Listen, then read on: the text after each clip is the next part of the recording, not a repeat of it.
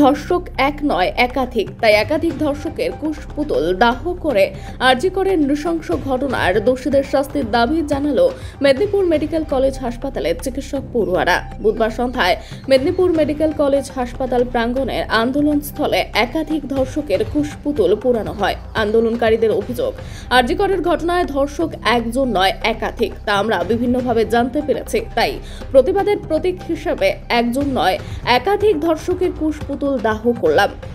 আমাদের কিছু বন্ধু গেছে স্বাস্থ্য ভবনে, তারা ন্যায়ের বিচার চাইতে।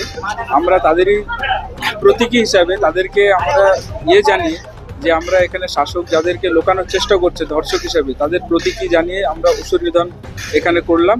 এখানে আমরা ধর্ষক একের চেয়ে বেশি একাধিক সেটা আমরা বিশ্বাস করি, সেই জন্য একের বেশি ধর্ষকের আড়ালে আমরা তাদেরকে এখানে বদন করলাম।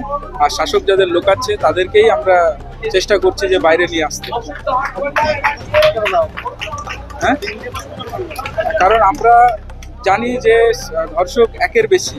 বাকি রিপোর্টে যেগুলো পেয়েছি বা আমরা নিজেরাও মনে করি যে একজন 31 বছর বয়সী মহিলাকে একজনের পক্ষে ধর্ষণ করে খুন করা সম্ভব নয়, এর পিছনে একের বেশি হাত আছে। সেই জন্য আমরা একাধিক ধর্ষককে এখানে দাহ করলাম। মেদিনীপুর থেকে শেখ ওয়ারশের রিপোর্ট, বিগ নিউজ।